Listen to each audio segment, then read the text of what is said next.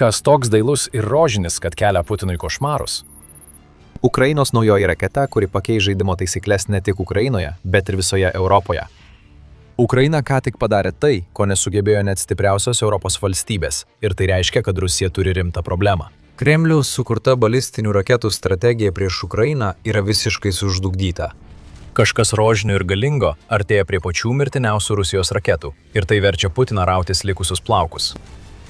Ukrainai prireikė vos 30 sekundžių, kad pademonstruotų tai, ko Rusija labiausiai nenorėjo matyti. Kai kamera apsisuka, mes pirmą kartą tai pamatome. FP-7X.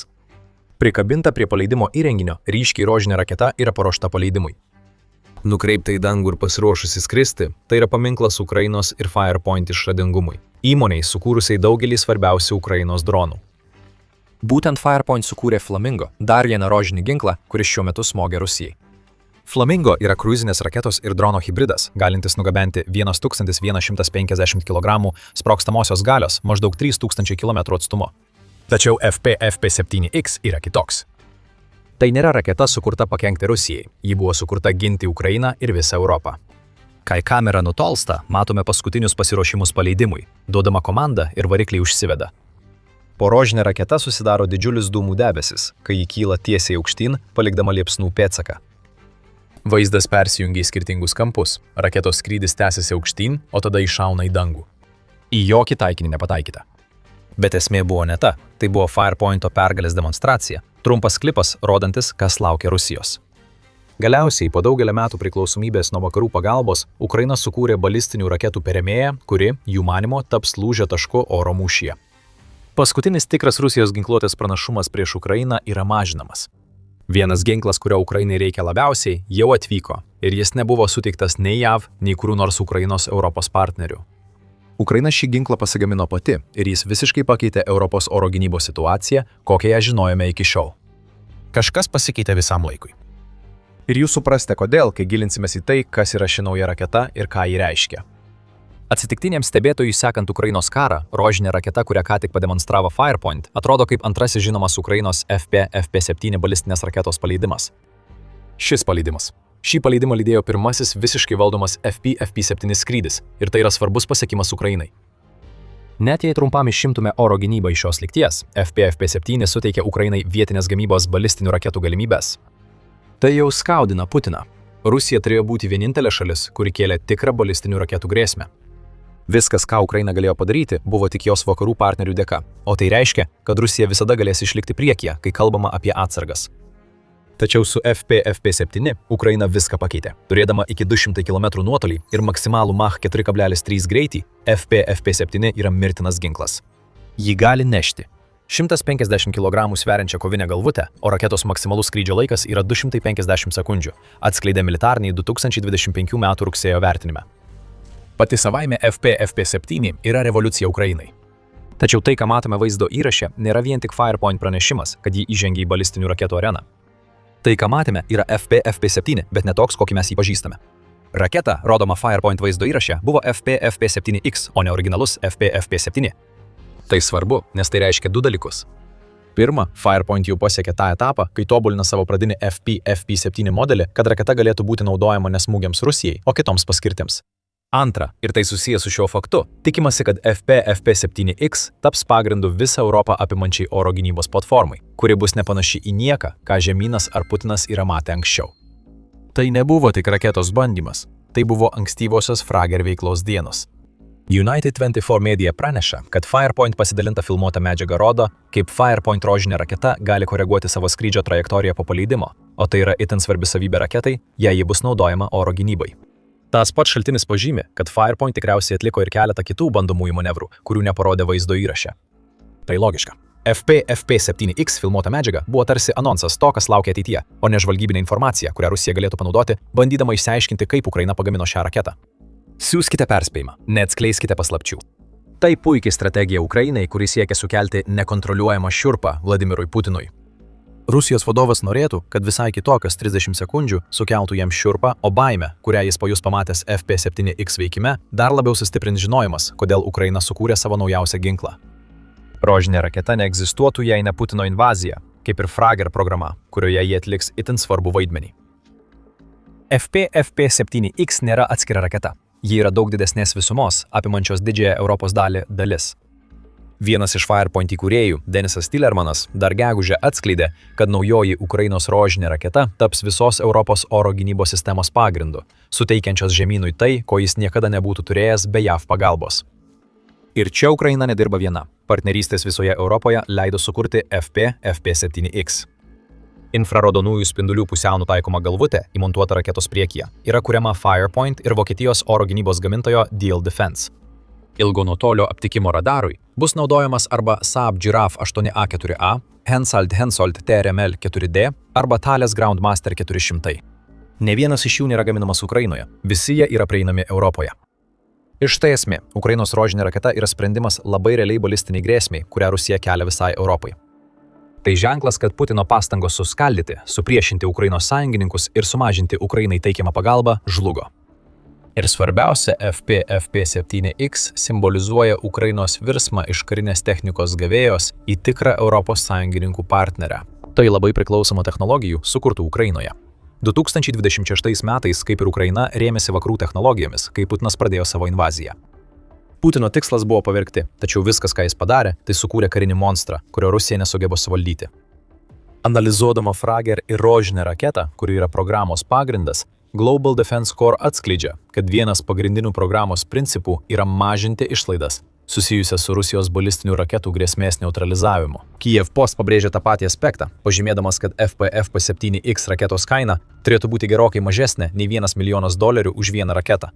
Turint Europos finansavimą ir daugybę partnerių, norinčių įsigyti kuo daugiau šių raketų, Firepoint gali tapti raktu, padėsiančiu sukurti oro skydą, kurio Europa desperatiškai reikia apsiginti nuo Rusijos. Ukraina taip pat gali turėti pakaitalą Patriot raketų perėmėjams, kurių kiekviena kainuoja daugiau nei $4 milijonus.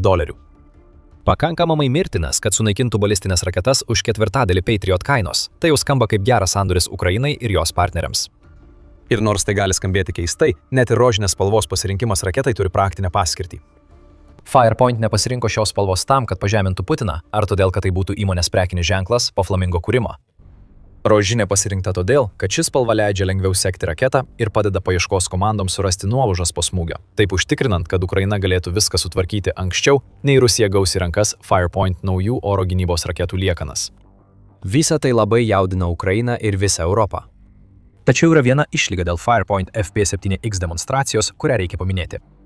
Jei Firepoint ir Ukraina iš tikrųjų turės Rusijos balistinių raketų naikintoją, yra keletas dalykų, kuriuos turime pamatyti iš FP7X. Vienas iš jų – tai manevringumas, reikalingas sekti ir numušti balistinės raketas. Tokio tipo raketos ne tokios kaip dronai ar sparnuotosios raketos. Neužtenka, kad perėmimo raketas sprogtų šalia. Būtina turėti tiesioginio pataikymo galimybės. O kad FP-FP7X taptų tikra grėsme Rusijos balistinių raketų arsenalui, ji turi būti pakankamai manevringa, kad galėtų tiesiogiai pataikyti į greitai judančias raketas. Atrodo, kad Firepoint rožinė raketa turi reikiamą greitį. Jei tai bus suderinta su tinkamomis kurso korekcijos galimybėmis, tuomet Ukraina turės rimtą pranašumą. Daroma prielaida, kad FP-FP7X gali judėti taip, kaip reikia, tad tiesioginis FP-FP7X iškilimas yra milžiniškas tiek Ukrainos karo, tiek Europos gynybos nuo Rusijos kontekste. Kodėl? Prieš atsakydami į šį klausimą, primenu, kad žiūrite The Military Show.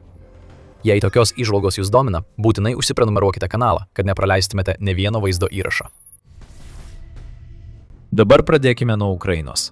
Putinas sukūrė rimtą balistinių raketų problemą Ukrainai, kurią reikia išspręsti kuo greičiau. Kaip CNN pranešė birželio 4 dieną, Rusija jau kurį laiką stiprina oro smūgius prieš Ukrainą. Jei tai teko daryti, kadangi Rusijos sausumos kampanija 2026 metais buvo visiška katastrofa, vienintelis būdas Putinui palaikyti savo teiginį, kad Ukrainos žlugimas yra neišvengiamas, yra sustiprinti Rusijos oro kampaniją. Dabar Rusija pasiekė tokį lygį, kad kas mėnesį į Ukrainą paleidžia apie 8000 Shahed tipo dronų. Tačiau būtent balistinės raketos yra kur kas didesnė problema Ukrainai, ir tai galime matyti iš skaičių. Pavyzdžiui, pasak CNN, Rusijos oro smūgis prieš Ukrainą birželio 2 dieną apėmė 41 balistinę raketą. Tai daugiau raketų nei Rusija paleido į Ukrainą per visą gegužę, ir 30 iš tų 41 raketos pasiekė Ukrainos teritoriją. Balistinių raketų perėmimo tempai toli gražu netitinka to, ko reikia Ukrainai. Ukrainos gynybos ministerija taip pat atkreipė dėmesį į šią problemą, kai gegužę pranešė apie savo oro gynybos veiklą. Dronai buvo daugiausia numušti. Ukraina pasiekė 91,73% Rusijos smogiamųjų dronų perėmimo rodiklį. Iš 8150 Rusijos paleistų dronų buvo numušta 7476. Kruizinių ir balistinių raketų perėmimo rodikliai buvo gerokai mažesni. Iš 211 Rusijos paleistų raketų Ukraina numušė 112, tai sudaro šiek tiek daugiau nei 53%. Ukrainos oro gynyboje atsiranda spragų. Rusija tai jaučia ir bando tuo pasinaudoti. Pasak Ukrainos karinės žvalgybos, Rusija dabar gali paleisti apie 100 balistinių raketų per mėnesį, išlaikydama esamus atsargų lygius stabiliais. Tai kelia didelį susirūpinimą Ukrainai. Esant maždaug 50% perėmimo rodikliui, tai reiškia, kad 10 balistinių raketų kiekvieną mėnesį gali pataikyti į Ukrainos teritoriją. Šio žemo perėmimo rodiklio priežastis yra iššūkis, su kuriuo Ukraina susiduria nuo pat Putino invazijos pradžios. Patriot raketų atsargos niekada nebūna ten, kur jų labiausiai reikia Ukrainai. Birželio 2. The Guardian straipsnyje Peteris Beaumontas atskleidė, kad dėl operacijos Epic Fury Irane Europoje atsirado pažeidžiamumo langas. Apie trečdalis šių perėmimo raketų atsargų, tai yra maždaug 1100 raketų, jau buvo sunaudota. Ukraina šią problemą jaučia aštriau nei dauguma kitų. Ne tik tai, kad Patriot raketos yra itin brangios, bet jų dabar ir labai trūksta. Ukraina priklauso nuo JAV ir jos vakarų partnerių, kad šie pristatytų taip reikalingas į raketas kovai su Rusijos balistinė grėsme. Tačiau, kai tos raketos naudojamos kitur, Ukraina jų negali gauti. JAV neatsisakys ne vienos iš savo atsargų, kol vis dar jas naudoja. Tai atsiliepia ir Europos šalims, kurios dabar dvejoja suteikti daugiau Patriot raketų Ukrainai, nes nežino, ar ir kada galės papildyti savo atsargas. Operacija Epinis įniršis sukėlė šoką Europos oro gynybai. FP-FP7X pristatomas kaip sprendimas aiškiai priklausomybei nuo JAV raketų perėmėjų, kuri kelia nerimą Europai ir aktyviai kenkia Ukrainai. Jei Ukraina tiesiog išlaikytų esamą padėtį, kaip be abejonės nori Vladimiras Putinas, tuomet ši balistinių raketų problema niekada nebūtų išspręsta. Taip teigia Ukrainos oro pajėgų vadovybės atstovas spaudai Jurijus Ignatas, kuris birželio 2 dieną pareiškė, kad ribota pasaulinė oro gynybos raketų gamyba reiškia, jog Ukraina susidurs su jai reikalingų priemonių trūkumu tol, kol tęsis karas. Bent jau tai bus, jei Ukraina nesiims jokių veiksmų. FP-FP7X yra tai, ką Ukraina daro, kad spręstų šią problemą. Operacija Epinis įniršis sukėlė šoką Europos oro gynybai. Tačiau už Ukrainos netidėliotino poreikio turėti daugiau oro gynybos priemonių slypi dar didesnė problema. Europa beveik tiek pat priklauso nuo JAV dėl savo oro gynybos, kaip ir Ukraina, todėl ir egzistuoja frageris. Europa siekia atsiskirti nuo JAV oro gynybos srityje, todėl Ukrainos FP-FP7X kūrimas yra tiek pat skirtas visos Europos dangaus skydui kurti, kiek ir Ukrainos poreikiams kovoti su Rusijos balistinių raketų atakomis tenkinti. Pažvelkime į hipotetinę ateitį. Kažkokiu būdu Rusijai pagaliau pavyksta nugalėti Ukrainą. Įvykdęs savo misiją, Putinas nukreipė dėmesį į likusią Europą, ypač į Europos NATO nares, kurias jo teigimu Rusijai kelia tiek daug problemų. Tai didžiulė problema Europai, nes ji priklauso nuo JAV. Kaip pažymi Euromaidan Press, Europa kaip žemynas negamina priešraketinės gynybos sistemų dideliu mastu. Dabar imamasi veiksmų, kad ši situacija pasikeistų. Gegužės 12 dieną 13 Europos šalių, įskaitant Ukrainą, pradėjo antibalistinę koaliciją, pagal kurią buvo pradėta bendrai kurti FP-FP7X ir jo palaikymo sistemas. Tačiau šiuo metu Europoje pernelyg daug pasikliaujama JAV technika, o tai atveria tą pažeidžiamumo langą, apie kurį kalbėjo Beaumontas. JAV pagamintos perėmimo raketos, kurių Europai reikia savo gynybai, daugiau nebeatkeliauja. Pasak strateginių ir tarptautinių studijų centro, JAV raketų atsargų atkūrimas visose srityse bus daugelio metų projektas. Ir tik apie 2029 metų vidurį JAV vėl pasieks prieš operaciją Epic Fury turėtą Patriot perėmimo raketų lygį. Ir tai darant prielaidą, kad operacija Epic Fury nebus atnaujinta. Taikos susitarimas tarp JAV ir Irano nebuvo pasiektas, o paliaubos tarp šių dviejų šalių vis dar kabo ant plauko. Priešiškumo atsinaujinimas pareikalaus dar daugiau Patriot raketų, o tai JAV priklausoma Europos oro gynybos strategija pastato į dar blogesnę padėtį. Europai FP-FP7X reikia tiek pat, kiek ir Ukrainai. Be jo ir Frager programos, Rusijos balistinės raketos gali tapti raktu į viską, ko Putinas siekia Ukrainoje ir Europoje.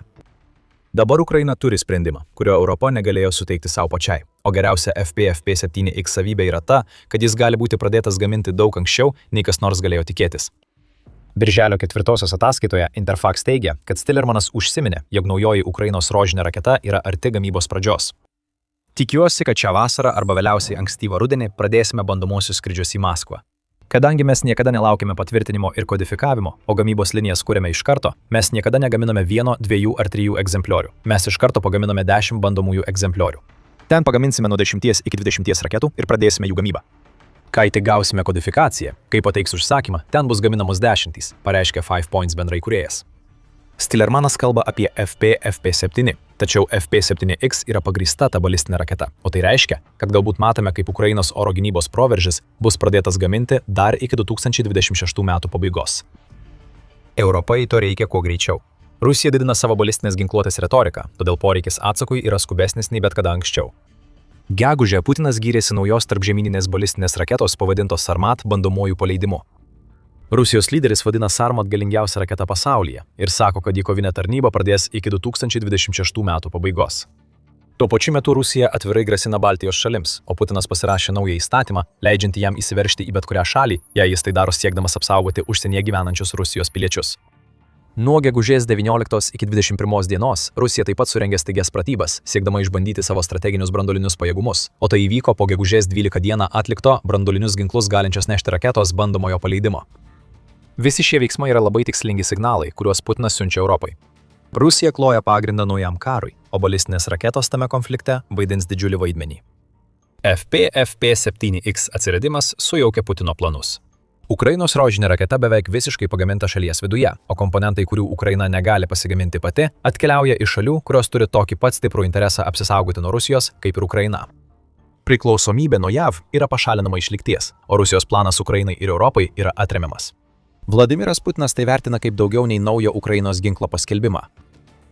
Firepoint rožinė raketa signalizuoja visišką pokytį Europos ir Ukrainos oro gynybos pozicijoje. Ir tai yra pokytis, kuris gali paversti Rusijos balistinių raketų grėsmę nereikšmingą.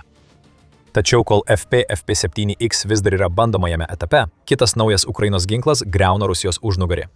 Morrigan jau yra realybė. Ir tai yra slaptas ginklas, kurį Ukraina naudoja, kad prasiskverbtų giliai į okupuotas teritorijas ir sužlugdytų Rusijos logistiką Kryme. Kas yra Morrigan ir kodėl ji tokia svarbi? Atsakymus į šios klausimus sužinokite mūsų vaizdo įraše. Jei jums patiko šis vaizdo įrašas, paspauskite prenumeratos mygtuką, kad galėtumėte sekti visas naujausias Ukrainos ginklų naujoves. Ačiū, kad žiūrėjote.